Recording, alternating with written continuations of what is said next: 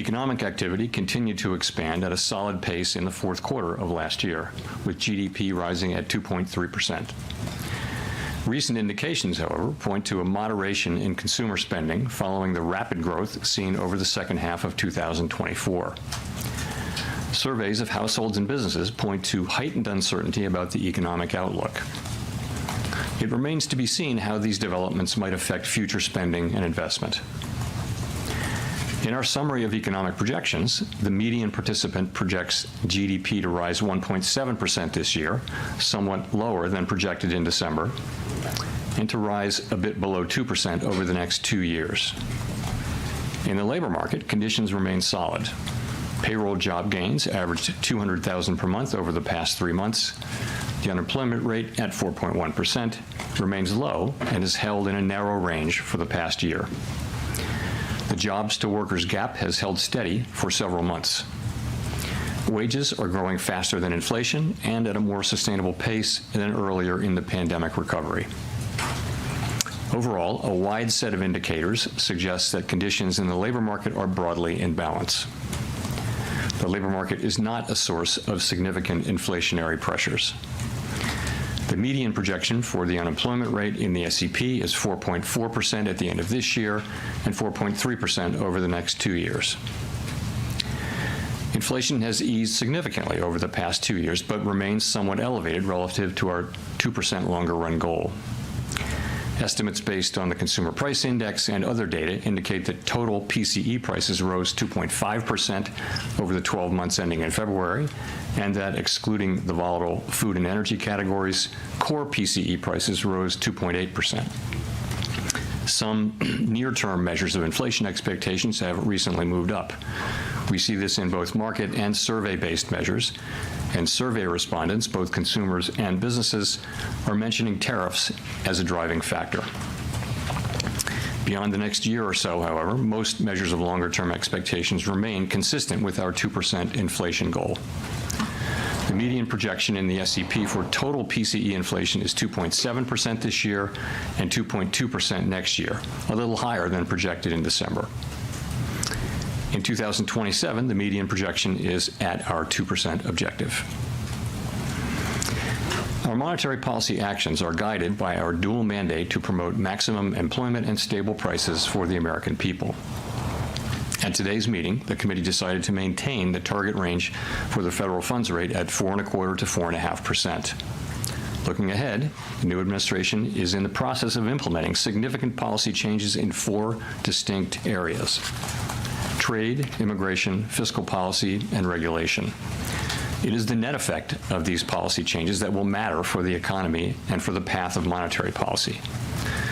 While there have been recent developments in some of these areas, especially trade policy, uncertainty around the changes and their effects on the economic outlook is high.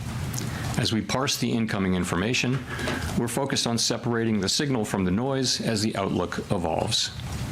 As we say in our statement, in considering the extent and timing of additional adjustments to the target range for the federal funds rate, the committee will assess incoming data, the evolving outlook, and the balance of risks.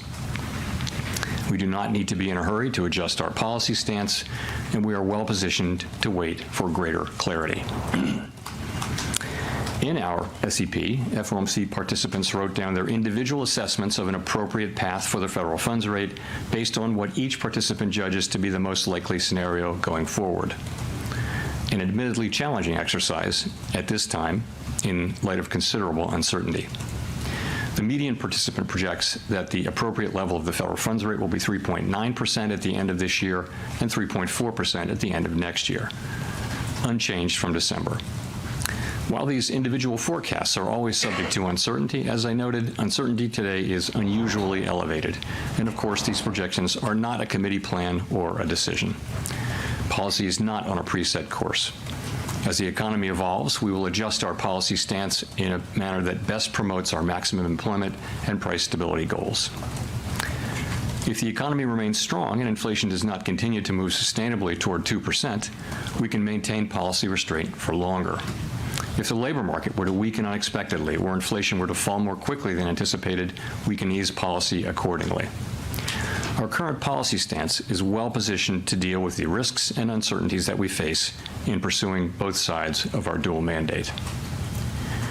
At today's meeting, we also decided to slow the pace of decline in our balance sheet. Since we began balance sheet runoff, our securities holdings have declined by more than $2 trillion. While market indicators continue to suggest that the quantity of reserves remains abundant, we have seen some signs of increased tightness in money markets. Beginning in April, the monthly cap on Treasury redemptions will be lowered from $25 billion to $5 billion. Consistent with the committee's intention to hold primarily Treasury securities in the longer run, we are leaving the cap on agency securities unchanged. This action has no implications for our intended stance of monetary policy and should not affect the size of our balance sheet over the medium term. The committee also continued its discussions as part of our 5-year review of our monetary policy framework. At this meeting, we focused on labor market dynamics and our maximum employment goal. As we have indicated, our review will include outreach and public events involving a wide range of parties, including Fed Listens events around the country and a research conference in May. Throughout this process, we will be open to new ideas and critical feedback, and we will take on board lessons of the last 5 years in determining our findings. We intend to wrap up the review by late summer. The Fed has been assigned 2 goals for monetary policy: maximum employment and stable prices. We remain committed to supporting maximum employment, bringing inflation sustainably to our 2% goal, and keeping longer-term inflation expectations well anchored. Our success in delivering on these goals matters to all Americans. We understand that our actions affect communities, families, and businesses across the country. Everything we do is in service to our public mission. We at the Fed will do everything we can to achieve our maximum employment and price stability goals. Thank you. I will look forward to your questions. Howard. Howard Schneider with Reuters. Thanks for your time. So 2 things on sort of the real side here, inflation and then GDP. How much of the higher inflation forecast for this year is due to tariffs? And since the policy path remains the same, are you effectively reading this as a one-time price level shock? Okay, so how much of it is tariff? So let me say that it is going to be very difficult to have a precise assessment of how much of inflation is coming from tariffs and from other, and that's already the case. You may have seen that goods inflation moved up pretty significantly in the first 2 months of the year. Trying to track that back to actual tariff increases, given what was tariffed and what was not, very, very challenging. So some of it, the answer is clearly some of it. A good part of it is coming from tariffs, but we'll be working, and so will other forecasters, to try to find the best possible way to separate non-tariff inflation from tariff inflation.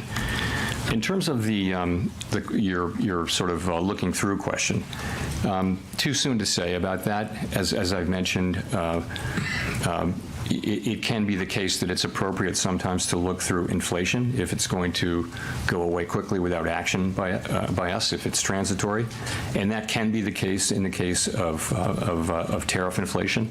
I think that would depend on the tariff inflation moving through fairly quickly, and would depend critically as well on inflation expectations being well anchored, longer-term inflation expectations being well anchored. Well, I guess I'm looking at the out years here, and the fact that the policy path doesn't change at all, and inflation is unchanged in the out years also. Doesn't that imply you all have basically decided that there is no signal here, and that it's just we're back to transitory again? So I think that's kind of the base case, but as I said, we really can't know that. We're going to have to see how things actually work out. And the fact that there wasn't much change, I think that's partly because you see weaker growth but higher inflation. They kind of offset, and also, frankly, a little bit of inertia when it comes to changing something in this highly uncertain environment. I think there is a level of inertia where you just say, maybe I'll stay where I am. Colby. Thank you. Colby Smith with the New York Times. You just described inflation expectations as well anchored, but has your confidence in that assessment changed at all, given the increase in certain measures and the high degree of uncertainty expressed by businesses, households, and forecasters? So on inflation expectations, of course, we do monitor inflation expectations very, very carefully, basically every source we can find, and short-term, long-term, households, businesses, forecasters, market-based. And I think the picture broadly is this. You do see increases widely in short-term inflation expectations, and people who fill out surveys and answer questionnaires are pointing to tariffs about that. If you look in the survey world, if you look a little further out, you really don't see much in the way of an increase. Longer-term inflation expectations are mostly well anchored. If you look at the New York, for example, then you have market-based, and it's the same pattern. People in markets are pricing in break-evens. Some higher inflation over the next year must be related to tariffs. We know from the surveys. But if you look out 5 years or the 5-year forward, you'll see that break-evens are either flat or actually slightly down in the case of the longer-term one. So we look at that, and we will be watching all of it very, very carefully. We do not take anything for granted. It's at the very heart of our framework, anchored inflation expectations, but that's what you see right now. And how much weight do you put on the deterioration in consumer confidence surveys? You said recently that this is perhaps not the best indication of future spending, but I'm curious, what you think is behind this deterioration and to what extent it could be a leading indicator for hard data. So let's start with the hard data. We do see pretty solid hard data still. So growth looks like it's maybe moderating a bit, consumer spending moderating a bit, but still at a solid pace. Unemployment's 4.1%. Job creation most recently has been at a healthy level. Inflation has started to move up now, we think partly in response to tariffs, and there may be a delay in further progress over the course of this year. So that's the hard data. Overall, it's a solid picture. The survey data, both household and businesses, show significant rise in uncertainty and significant concerns about downside risks. So how do we think about that? And that is the question. As I mentioned the other day, as you pointed out, the relationship between survey data and actual economic activity hasn't been very tight. There have been plenty of times where people are saying very downbeat things about the economy and then going out and buying a new car. But we don't know that will be the case here. We will be watching very carefully for signs of weakness in the real data. Of course we will. But given where we are, we think our policy's in a good place to react to what comes, and we think that the right thing to do is to wait here for greater clarity about what the economy is doing.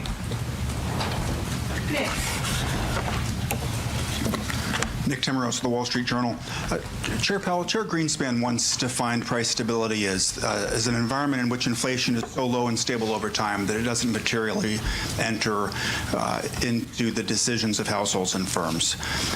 Can you say that today, that we have that price stability, that households and businesses are ignoring price growth? When you see buy in advance psychology, big changes in inventories, and surveys that show consumers, at least in the short run, expect higher inflation. So I do like that definition a lot. In fact, I used it at the recent conference where I spoke. So I think a world where people can make their daily economic decisions in businesses and they're not having to think about the possibility of significantly high inflation. We know inflation will bounce around. That is price stability. I think we were getting closer and closer to that. I wouldn't say we were at that. Inflation was running around 2.5% for some time. I do think with the arrival of the tariff inflation, further progress may be delayed. The SEP doesn't really show further downward progress on inflation this year, and that's really due to the tariffs coming in. So delayed, but if you look at our forecasts, we do see ourselves getting back into the low 2s in 26 and then down to 2 by 27, of course, highly uncertain. So I see progress having been made toward that, and then progress in the future. I think that progress is probably delayed for the time being. If that's the case, why are there cuts in the SEP for 2025? So again, people wrote down 2 cuts the last time, and they look at the They wrote down, meaningful decline in growth from 2.1 to 1.7 in 2025, a tick up in the unemployment rate, so not much there, but core inflation up by 0.3. And so those kind of balance each other out. So people, not everybody, but on balance, people wrote down similar numbers. The changes aren't that big. The other factor, though, as I mentioned, is just really high uncertainty. What would you write down? I mean, it's really hard to know how this is going to work out. And again, we think our policy is in a good place. We think it's a good place where we can move in the direction where we need to. But in the meantime, it's really appropriate to wait for further clarity. And of course, the costs of doing that, given that the economy is still solid, are very low. Edward. Thank you, Mr. Chairman. Edward Lawrence with Fox Business. So with near 4% unemployment rate, that should be low enough to bring people in from the sidelines in terms of hiring. But we're seeing the hiring rates have been stuck at 2023, 2024 levels. So what's going on there? Yeah, so that's a feature has been for some time a feature of this labor market. You have pretty high participation accounting for aging. You've got wages that are consistent with 2% inflation, assuming that we're going to keep getting, relatively high productivity. We've got unemployment, pretty close to its natural level. But the hiring rate is quite low, but so is the layoff rate. So you look at initial claims or layoffs, so you're not seeing people losing their jobs, but you're seeing that people who don't have a job having to wait longer and longer. And, the question is, which way does that break? If we were to see a meaningful increase in layoffs, then that would probably translate fairly quickly into unemployment because people are, it's not a big hiring market. We've been watching that, and it's just not in the data. It hasn't happened. What we've had is a low firing, low hiring situation, and it seems to be in balance now for the last 6, 7, 8 months. That's where we are. There's healthy levels of job creation too. So overall, it's a labor market that's in balance, and we watch it very carefully. So then, have we seen the new administration's policies in the economic numbers yet? And when do you anticipate that happening? In labor or in other? In labor and inflation, just across the economy, have we started to see the new policies take effect in the numbers? Only in a kind of an early way. I mean, it's only been a few months, right? For example, the layoffs that are happening here are, they're certainly meaningful to the people involved, and they may be meaningful to a particular neighborhood or region or area, but at the national level, they're not significant yet. But we don't know. We don't know how far that will go. We'll find out much more. I mentioned that you saw we've had two very strong goods inflation readings in the last 2 months, which is very unexpected. I think hard to trace it to specific tariffs, but it must have something to do with, it's either noise and it'll come back, and that's very possible too. But if it is persistent, then it must be to do with people buying ahead of tariffs or raising prices ahead of tariffs and things like that. Those kinds of things happen, and they're very, very hard to capture because so much of it is indirect. A great example is their washing machines were tariffed in the last round of tariffs, and prices went up. But prices also went up on dryers, which were not tariffed. So the manufacturers they just kind of followed the crowd and raised it. So things happen very indirectly, and so there'll be a lot of work done in coming months to try to trace all that through. But ultimately, though, it's too soon to be seeing significant effects in economic data. Craig. Craig Torres from Bloomberg News. Thanks, Chair Powell. You said transitory price increases from tariffs are the base case. Transitory is the base case. Wasn't it the base case last time? And didn't the FOMC forecast lower inflation ahead last time? And wasn't the lesson that it quickly got into services, haircuts, daycare, everything else? And so I'm just wondering why the 9 aren't taking that on board and are cutting twice this year. When you say last time, are you talking about the last? Pandemic, yes, during the Because you pandemic. could have been talking about the last time there were tariffs, in which case the inflation was transitory. Yeah, no, of course, we're well aware of that. And, it's still the truth. If if there's an inflationary impulse that's going to go away on its own, it's not the right policy to tighten policy, because by the time you have your effect, you're in effect by design, you are lowering economic activity and employment. And if that's not necessary, you don't want to do it. In real time, as we know, it's hard to make that judgment. And we're well aware, of what happened, obviously, with the pandemic inflation. But I mean, we have to look at this as a different situation. There are differences and similarities. I mean, it's a different time. We haven't had real price stability fully reestablished yet, and we have to keep that in mind. And we hear that people are very reluctant to take on to allow prices to go up. At the same time, we hear that businesses are intending to pass many of these prices through. So it's hard to say how this is going to work out.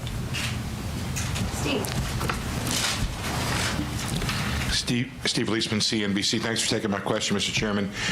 The Bank of Canada, in its last policy statement, said monetary policy cannot offset the impacts of a trade war. What it can and must do is ensure that higher prices do not lead to ongoing inflation. I wonder if that kind of reflects your own sense of prioritization faced with higher prices and weaker growth, that the idea is you have to take care of inflation. So we have two goals, right? We have maximum employment and price stability, and we have to balance those. And there can be situations in which they're in tension, right? And we actually have a provision in our consensus statement that says what we should do in that case. That's a very challenging situation for any central bank, and certainly for us. And so what we say that we'll do is we'll look how far each of those two goals is, each of those two measures is from its goal, and then we'll ask how long we think it might take to get back to the goal for each of them, and we'll make a judgment, because our tools work in one direction. We're either tightening or loosening.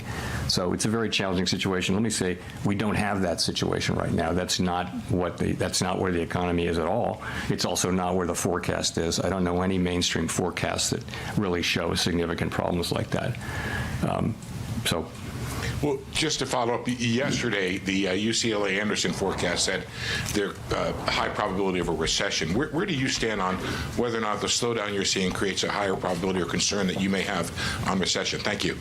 There's always an unconditional possibility of a recession. It might be broadly in the range of 1 in 4 at any time. If you look back through the years, it could be within 12 months, a 1 in 4 chance of a recession. So the question is whether this current situation, those possibilities are elevated. I will say this. We don't make such a forecast. If you look at outside forecasts, forecasters have generally raised, a number of them have raised their possibility of a recession somewhat, but still at relatively moderate levels, still in the region of the traditional, because they were extremely low. If you go back 2 months, people were saying that the likelihood of a recession was extremely low. So has moved up, but it's not high. Chris. Hi, thank you. Chris Rugaber at Associated Press.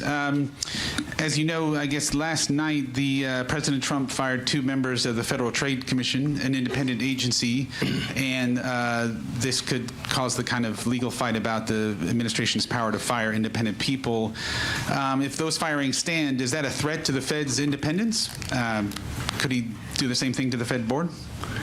So I think I did answer that question in this very room some time ago, and I have no desire to change that answer, and I have nothing new for you on that today. Well, maybe I'll have another mulligan.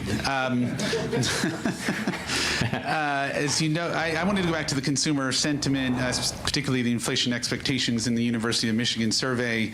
In the summer of 2022, you cited the rise in the long-term inflation expectations in that index as the reason that you went big with a 3/4 point hike.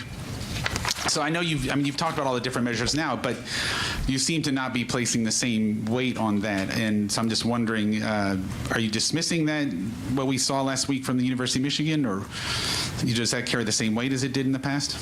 So I mentioned it back then, but in no way did I place a huge weight on it. I think that was a ex post story, but it wasn't the case. That was a preliminary reading, and so is this. And it's also, this is that Michigan, the one you're referring to, the longer term thing. we look at it, we don't dismiss data that we don't like, we force ourselves to look at it, but it is an outlier compared to market-based and compared to other survey-based assessments of longer run inflation expectations. So we got to keep that in mind. And I would just say we look at all of them, and that one's kind of an outlier, but nonetheless we take notice of it. Thank you. Michael McKee from Bloomberg Radio and Television. There is a worry on Wall Street that when you say you want to study the net effect of the fiscal policies we may see on the economy, that you would end up waiting too long and be behind the curve in responding to any downturn. How can you reassure people that you can spot a problem early enough unless you decide to be preemptive? Yeah, look, we're aware of we're well aware of how things are going to evolve and the timeframes and all that, and we will use our tools to foster achievement of our goals to the best we can, and of course we're going to try to be timely with that. For right now, the hard data are pretty solid. We are obviously aware of the soft sentiment data and high uncertainty, and we're watching that carefully, and we think it's a good time for us to wait for further clarity before we consider adjusting our policy stance. Do you think it's going to be hard to get clarity in a government by tweet? I mean, do you have a feeling that at some point you actually will have a forecast you can trust? Yes, I think we will. It's hard to say when that will be. These decisions are going to be made, and they're going to be implemented, and then we'll know. At that point, we'll know what the decisions are, and we'll have to make assessments then about the implications for the economy. Those things will happen. A lot of them will happen over the course of, in coming months, certainly over the course of this year, and we'll be adapting as we go. Rachel. Hi, Chair Powell. Rachel Siegel from the Washington Post. Thank you for taking our questions. At the beginning, you were talking about separating the signal from the noise and tariff inflation from non-tariff inflation. Can you walk us through what that looked like over the last couple of months, if there were specifics from the January meeting to now that helped you make those distinctions? So when we say separating the signal from the noise, that's just a way of saying that things are highly uncertain, and that you're reading about developments. The news is full of developments of tariffs being put on and taken off and things like that. Some of that is noise in the sense that it's not really telling you anything. You're trying to extract a signal from that, and the signal is what's going to be the effect on economic activity, on inflation, on employment, and all those things. So that's really when we say signal and noise. Sorry, the second thing was? Or similarly for tariff inflation, non-tariff inflation, ways that you're making the distinction. That's sort of a special case of that. The idea being, and I do think that the first 2 months of this year are a great example. You've got high readings for goods inflation after a string of readings that average close to zero, and you have to ask, it's coming during tariffs, but you can't. It's very hard to actually scientifically go back and match up those increases and say, yes, I can prove that that's from tariffs, but it kind of has to be to some extent. Plus noise. There can be idiosyncratic readings in various categories which will shortly reverse, and that happens too, and that could be a big piece of it. I think we'll know in a couple of months. We'll know whether those were, where that really was from. But that's another case where I think it's going to be very, very challenging to unpack the inflation that we see over the course of this year and be able to say with confidence how much of that came from inflation and how much of it, from tariffs, and how much of it didn't. But that's what we'll be doing. We'll be doing that, and so will everybody else, and we'll all be trying very hard to make that assessment. And I'm sure we will make a lot of progress on that, and we already have. But it's going to be a challenge. Do you have a sense yet as to what, in your mind, would make something cross from noise to a signal, what that threshold would look like? It would depend on what we're talking about. I mean, obviously, you're looking for direct evidence that particular pieces of inflation are or are clearly not caused by tariffs. For example, if something that was, in the service sector that was far away from anything that's tariffed, you might think, okay, well, that is, like, frankly, housing services inflation, which, by the way, has been behaving well, which for some time was kind of our problem. Now it's slow, but it's definitely, moving down in a very good way.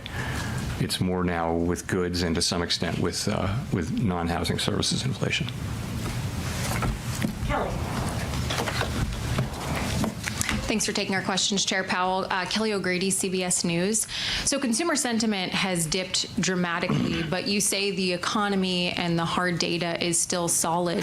What is your message to consumers that clearly disagree and don't feel that strength? Because the hard data they're looking at is their grocery bill. Okay, so a couple things. The grocery bill is about past inflation, really. There was inflation in 21, 2, and 3, and prices went up. The current level, it's not the change in prices. It's they're unhappy, and they're not wrong to be unhappy that prices went up quite a bit, and they're paying a lot for those things. So I think that is the fundamental fact, and has been for a long time, a couple of years, why people are unhappy with the economy. It's not that the economy is not growing. It's not that inflation is really high. It's not that unemployment is high. It's none of those things. We have, 4.1% unemployment. We've got 2% growth, and it's a pretty good economy. But people are unhappy because of the price level, and we completely understand and accept that. And just to follow up, why are you still projecting 2 rate cuts this year if your own projections show inflation higher for longer? Does that mean you see a slowdown in economic growth as a real threat? So I think remember we came into this with, at the December meeting, the median was 2 cuts, the median was. And so you come in and you see, broadly speaking, weaker growth but higher inflation. And they kind of balance each other out. So you think, and unemployment is there's really only a 1/10 change. So there's just not a big change in the forecast. There really isn't. Modest, meaningfully higher growth and meaningfully higher inflation, which call for different responses, right? So they cancel each other out, and people just said, okay, I'm going to stay here. But the second factor is it's so highly uncertain. Is just, we're sitting here thinking, and we obviously are in touch with businesses and households all over the country. We have an extraordinary network of contacts that come in through the reserve banks and put in the beige book, and also through contacts at the board. And we get all that, and we do understand that sentiment has fallen off pretty sharply, but economic activity has not yet. And so we're watching carefully. So I would tell people that the economy seems to be healthy. We understand that sentiment is quite negative at this time, and that probably has to do with turmoil at the beginning of an administration that's making big changes in areas of policy, and that's probably part of it. I do think the underlying unhappiness people have about the economy, though, is more about the price level. Victoria. Hi, Victoria Guido with Politico. I wanted to ask, first of all, if you could clarify. You were talking about how tariffs were a good part of the uptick in the inflation forecast, and I was just wondering what that specifically refers to. Is that the tariffs that have already been put in place? Is that anticipating some of the tariffs that might be coming on April 2nd? And then also, if you wouldn't mind, talking a little more about the balance sheet decision and what drove that. Did that have anything to do with expectations of how the debt ceiling, raising the debt ceiling, might affect the reserve supply? Yeah, so in the SEP, you'll see that there's not further progress on core inflation this year. We're kind of flatlining, going sideways. We don't ask people to write down how much of this is from tariffs and how much of it is not, but some of it is from tariffs. We know that tariffs are coming in. We know that they're probably already, all forecasters have tariff inflation affecting core PCE inflation, core CPI inflation this year, without exception. I'm not aware of an exception. So it's in there. I can't tell you how much of that it is. In terms of the balance sheet, so yeah, I think, I guess the way I'd say it is, it was the flows in and out of the TGA that got us thinking about it. But as we thought about it, we really came to the view that this was a good time to make the move that we made. And broadly, committee that came around to the view that we would do the same thing we'd already done, which is I guess in June, was it June, whenever it was, we lowered the pace of QT, and we're just going to do that again. We're going to cut it roughly in half. And the sense of that is, if you're cutting the pace of QT roughly in half, then the runway is probably doubled. Okay, so it's going to be slower for longer, and people really like that. People thought that's a good idea. You know, it's like a plane. You can think of it like a plane coming in for a landing. As we get closer, and we by the way, we still think that reserves are abundant, although you begin to see some of the things we look at begin to react a little bit. But we still think that they're abundant. Now, of course, now the TGA is emptying out, so reserves are higher now. So you can't really see the underlying signal. So we came around to the view, and it had a lot of appeal, and so we did it. It has no implications at all for monetary policy. It has no implications at all for the ultimate size of the balance sheet. It isn't sending a signal in any hidden way that you can try to tease out. It's just not there. We're basically, it's very consistent with our plans and our practices that we've published and that we've followed since we began this, what is a very successful, rundown of the balance sheet. Again, the second time that we've slowed the pace, and we've said that we would stop when we were somewhat above the level we judge as ample. And clearly we're not at that level yet, but we're going to be approaching it more slowly. It's a common sense kind of a thing, and it had pretty broad appeal, I will say.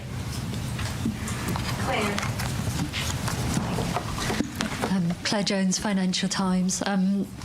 You said in January, Chair Powell, that inflation expectations remained well anchored. Would you still say they remain well anchored today? And just to reiterate the question others have asked, if they're not so well anchored, why hasn't there been a more radical shift to the policy path today? Thank you. So when we talk about inflation expectations being well anchored, we're talking about longer run inflation expectations. And they really haven't moved much. I mean, if at all. There's one reading that everyone's focusing on that it's higher, but the other survey readings and the market-based readings all show relatively, well anchored inflation expectations. You would expect that expectations of inflation over the course of a year would move around because conditions change, and in this case, we have tariffs coming in. We don't know how big, what's speed. There's so many things we don't know, but we kind of know there are going to be tariffs, and they tend to bring growth down. They tend to bring inflation up in the first instance. So I would say, I'm not dismissing what we're seeing in short-term inflation expectations. We, as I mentioned, follow that very carefully. But when we say expectations are well anchored, we're really looking at longer terms, 5-year and out, and there's really no story to tell 5 years and out, either in market-based or in surveys. But we'll watch it. I mean, we're not we're not going to miss any evidence that longer term or medium term inflation expectations are moving. Hi, Chair Powell. Neil Irwin with Axios. Treasury Secretary Bessent has observed that a large share of job growth over the last couple of years has been in what he calls government or government-adjacent sectors, healthcare, education. Do you agree that there's some weakness in underlying private job growth, and do you see the composition of job growth as something that has policy implications?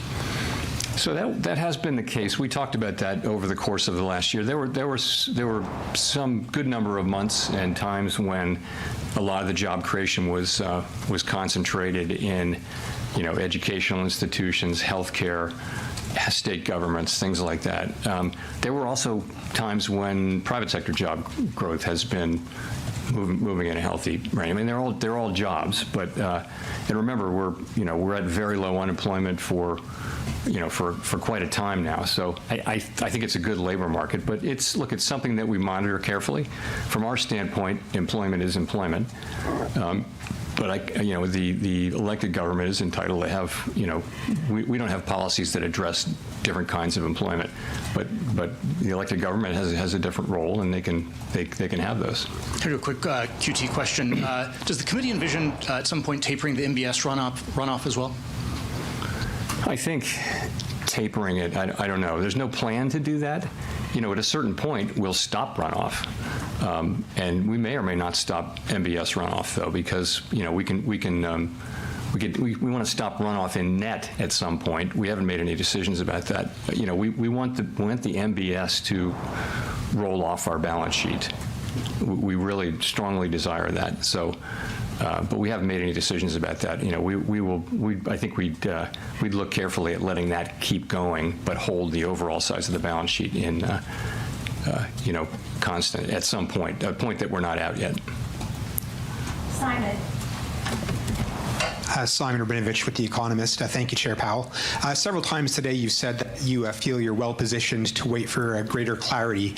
At the same time, you could point to quite a few growth risks at the moment. We've seen a stock market that's gone quite wobbly, rapidly cooling housing sales, plunge in confidence surveys. Today, not only did the S&P mark down the growth outlook, 17 of 19 see risks to the downside. So my question is, how confident are you that you're well positioned, or is that one more thing that you're uncertain about? I'm confident that we're well positioned in the sense that we're well positioned to move in the direction we'll need to move. I don't know anyone who has a lot of confidence in their forecast. I mean, the point is we are at, we're at a place where we can cut, or we can hold what is clearly a restrictive stance of policy, and that's what I mean. I think that's well positioned. Forecasting right now, forecasting is always very, very hard, and in the current situation, I just think uncertainty is remarkably high. And sorry, standing here today, would you be surprised to pivot back towards rate cuts in May?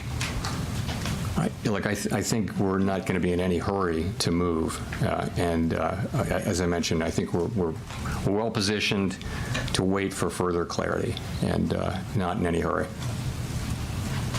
Matt. Matt Egan with CNN. Thank you, Chair Powell.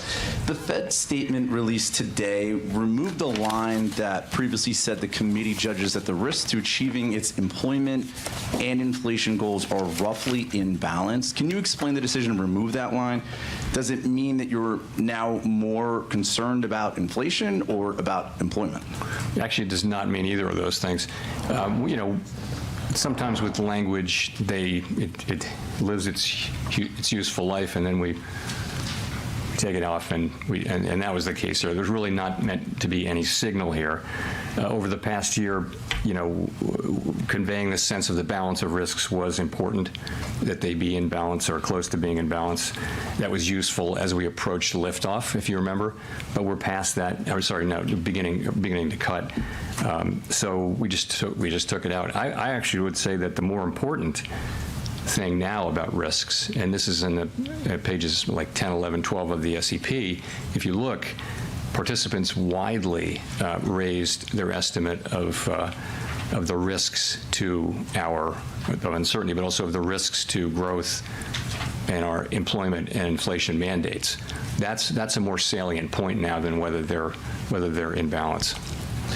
Just on the stock market has obviously declined significantly since the Fed last met. Are you concerned at all about some of the market volatility having a real economic impact in terms of hurting business spending or consumer spending, especially among higher income households?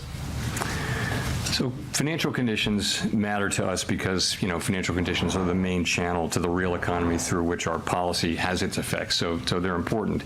But what matters from a Fed standpoint for the macro economy is material changes to overall financial conditions that are persistent, that last for a while, long enough to actually affect economic activity. So that's what we're looking for.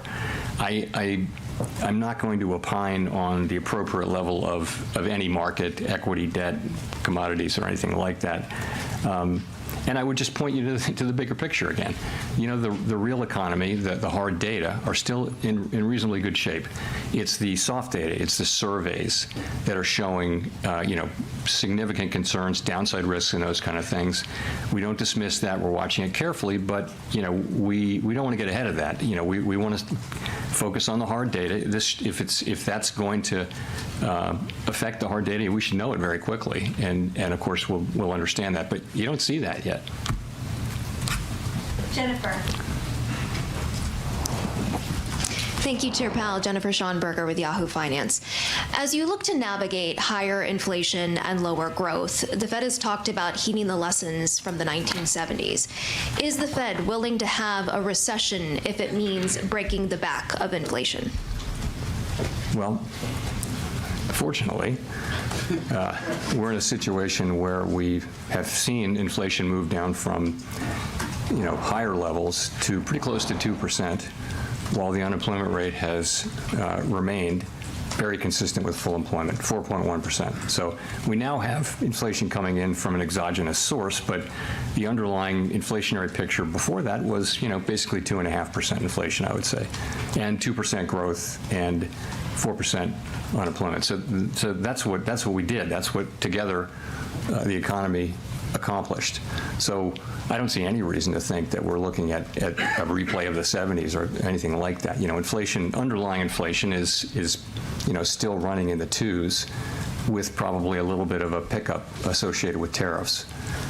So I don't think we're facing, I wouldn't say we're in a situation that's remotely comparable to that. And last month, the idea of a Doge dividend was proposed, which would send $5,000 checks to every taxpayer from Doge savings. President Trump and Elon Musk have supported this. There's reports there could be a bill introduced on Capitol Hill.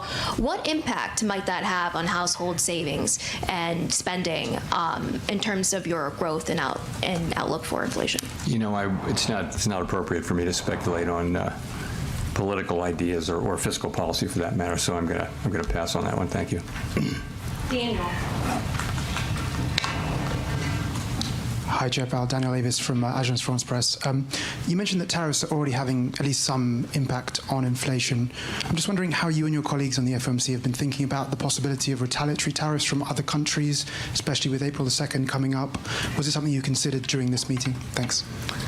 So since the very beginning, we've had kind of a placeholder. The staff has a placeholder of a range of possible outcomes from tariffs and from trade policy generally, and they generally assume full retaliation in those, and so that's kind of baked into the numbers. What happens? It will be complicated, and there will be some retaliation and some not, and all that. But ultimately, they're trying to, with the placeholder, give us a broad sense of what this might look like. When we actually know the specifics, we'll be able to have still uncertain, but better informed forecasts. So yes, that's in there. Last question goes to Jean. Hi, Chair Powell. Jean Young with MNI Market News. Had a couple questions on the balance sheet change that you made. So the minutes had initially described your discussion on slowing QT as temporary until the debt ceiling is resolved. But from what you said earlier, it doesn't sound like there's a desire to kind of regain the pace of QT that we have at the moment after the debt ceiling is resolved. Is that the case? Yeah, so we looked at pausing and we looked at slowing, and really people came together very strongly behind slowing, not pausing, for a variety of reasons. And so people really came to be, pretty strongly in favor of this move. Slows down the path and probably lengthens it, doubles it effectively by slowing by half. That people thought that's a good place to be. It'll help us assure that this path is a smooth one as we get closer and closer to that. So that's how that came about. Well, I guess my question is more, was that meant to be a temporary measure during the debt ceiling episode, or? It was actually the TGA flows, Treasury General Account flows, that got us thinking about this. But the more we thought about it, we came around to this. And it is, yes, it was provoked. The original discussion was provoked by that. But I think what we came up with, though, was broader than that and different than that. It does address that issue, but it really is also, it fits in really nicely with our principles and our plans and the things we've done before and the things we said we would do. So that's why, pretty strong support. I just say it's nothing to do with monetary policy, nothing to do with the size of the balance sheet. It's just kind of a common sense adjustment as you get closer and closer. Let's slow down a little bit again, and that way we'll be more and more confident that we're getting where we need to get. You can take our time getting there. We're shrinking the balance sheet every month, and we think it was a good play, and as I mentioned, well supported. Thanks very much.